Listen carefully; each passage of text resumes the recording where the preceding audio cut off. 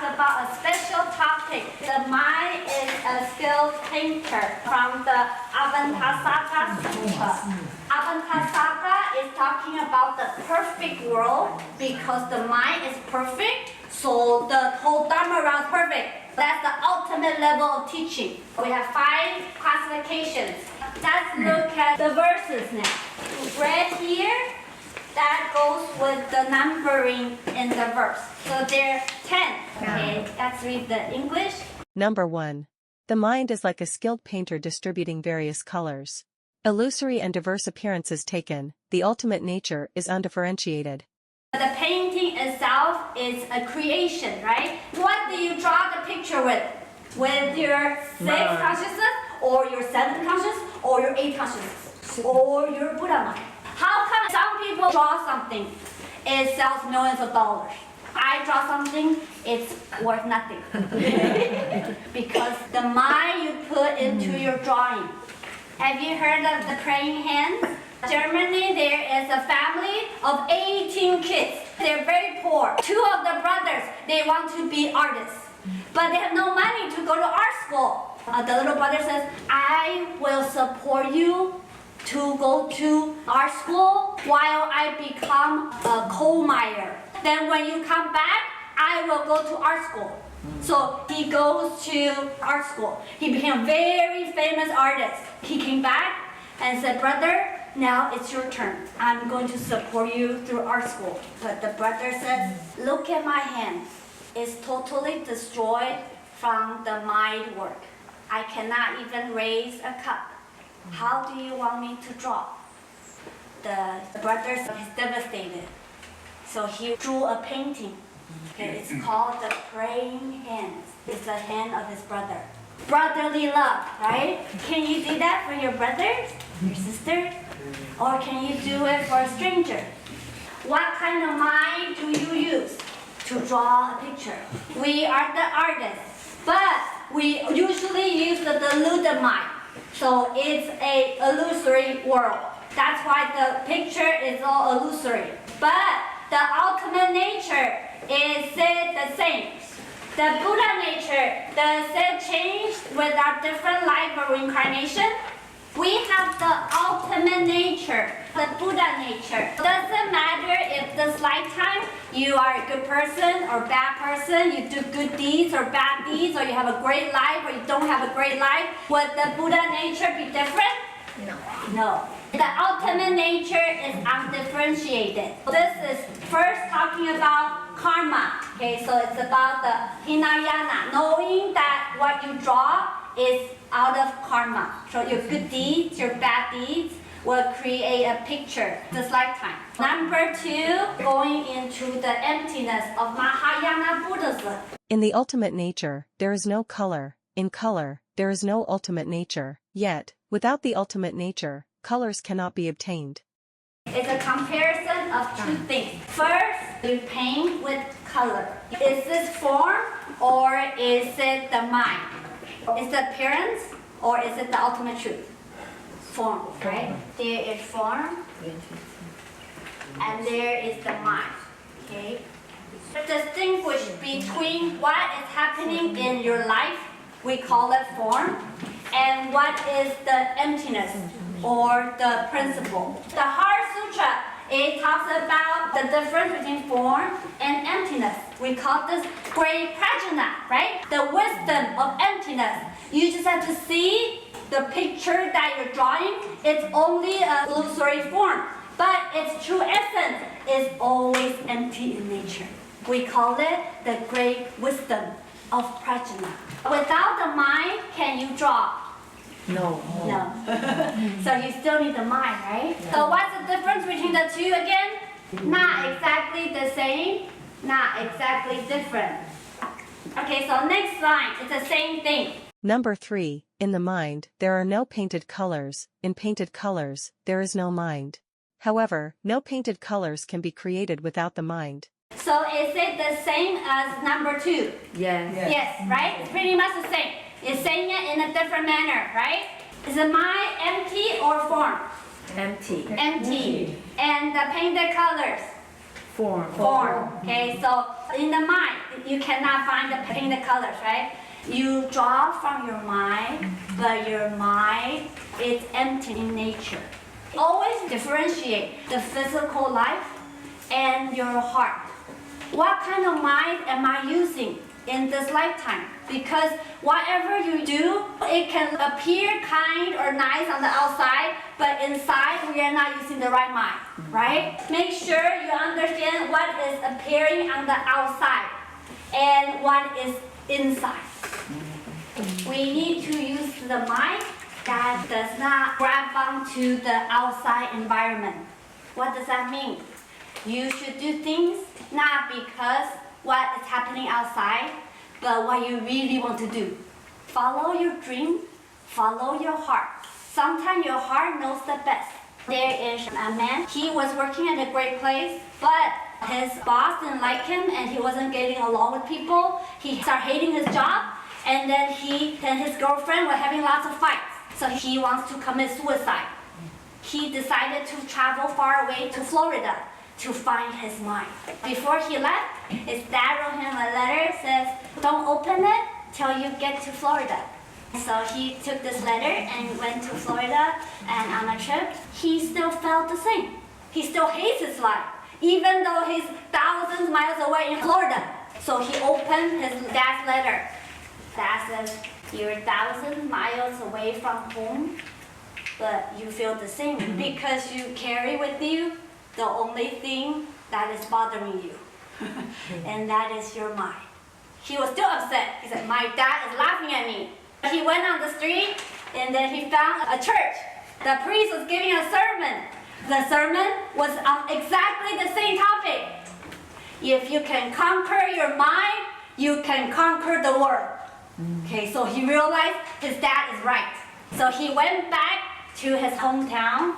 He's like, I love my job now, and I love my girlfriend. He changed his mindset. He became a manager, and he married his girlfriend and had many children and lived happily ever after. So what changed in him? It's not what's going on outside. If your mind always changes with the outside environment, it's never stable. So now we gotta be stable, no matter what happens outside. Today it can be very hot, it can be very cold, anything can happen, or bad things can happen. I stay where? In my Buddha nature. right? Can you not be controlled by the good things and the bad things that's happening in your life? That is a stable person, right? Good things happen, bad things happen, I am the same. Now number 4. That mind is constantly unstationary, immeasurably difficult to conceive, manifesting all colors, each remains unknowable to the others. The mind is constantly moving because we're full of wandering thoughts, but it's very inconceivable. Your mind creates everything, so it's very, very powerful. You can create anything you want. How sincere your heart is today, how much you learn, right? So it's all depends on your heart. But can you see my heart? No. So we don't know each other. I don't know your Alaya, you don't know my Alaya. Everybody's unique and everyone's different. We respect everybody's background. Do you know their pain inside? We don't know. We don't know what people have been through.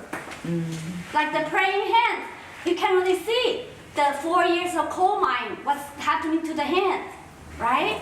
People have their own religion they have affinity with. So we respect all religion.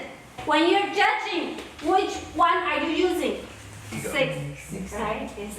And the ego, plus the ego, right? Yeah. So when you're judging people, that is using our selfish mind. That's the deluded mind. Number 5. Like a skilled painter who cannot know his own mind. It is from the mind that painting arises, thus, is the nature of all phenomena. A skilled painter does not know his own mind. Do we know we are using a deluded mind? If we do, then we wouldn't use it, right? The artist itself doesn't know the painting is illusory, right? If the painter knows, then he will know it's just a painting. But the painting is arise from our our true nature, the nature of all phenomena, which is emptiness, which is suchness. We also call it Dharma Tatu. The whole universe is what? One mind. We are all one together. Okay. Number 6. The mind, like a skilled painter, can paint all worldly things. The 5 aggregates entirely arise from it. There is nothing it does not create. What are the 5 aggregates? Our body, which is form, feeling, perception, our mental formation, and our consciousness. So we call this the body and the mind. We think my feeling is mine. My body is mine. My perception, my deep mental formation, my consciousness. We attach this to a concept of what? Self. Is that an attachment? Yes. Yes. When you have attachment, are you enlightened? No. Understand the 5 aggregates are all empty. That's the main teaching in Buddhism. If you can break your attachment to your feeling, to your body, then you are safe. You're Buddha, right? You break the attachment. 2 to 6, they are the elementary Mahayana. So it's talking about karma and alaya consciousness as the condition arising. Now we go to number 7. Just as the mind is like the Buddha, so too are Buddhas like sentient beings. One should understand that the Buddha and the mind both possess limitless essence. The first 6 is more about your life right now. The bottom is more about the Buddha nature. So number 7, it says very, very clearly, the mind and the Buddha and all sentient beings, we should know that it's all limitless in its essence. The mind, Buddha, and all sentient beings. Is there a difference between the awakened Buddha and the unawakened sentient beings and your own mind? It's all the what? The mind. It's just Buddha is enlightened, awakened, and sentient beings, we are unenlightened, right? So that's the only difference. Is it really different? Same essence. Same. Not exactly the same, not exactly different, right? So now we chant Ami To Fo. Who is Amitabha? Is Amitabha outside? An entity, a god? No. It's where? Inside. Okay. So Buddhism is not really a religion. It's an education. Teaching you how to be awakened. That's all. You just need to understand the similarity and the difference between the mind and the Buddha and all sentient beings. Okay, number 8. If one understands the workings of the mind and acts accordingly, one universally creates all worldly phenomena. Such a person then perceives the Buddha and understands the true nature of the Buddha. We're going closer and closer to who we really are. If you really understand the working of your mind, your deluded mind and your awakened mind, and you live a life accordingly, be more mindful of the present moment. Just be still. That's why we tell you to count your breathing. Inhale, exhale, 1. Inhale, exhale, 2. What is that trying to do? To quiet your mind. Right? Don't be caught up in what's going on outside. You just focus where? On your what? Breathing. You know you're breathing? That's already awareness. Awaken is just awareness. Always awaken. Always not caught up with the good situation, the bad situation. Always stay where? Present. Present moment. Not thinking about the past. Not thinking about the future, not having wandering thoughts, not worrying about what's going to happen to me, not fearful, not panicking, and not having anxiety. Isn't that just the present moment? That is your true nature. It's just the present moment awareness. Your enlightenment and unenlightenment is only one thought away. We call it what? Sudden awakening. Where should you go? Inward.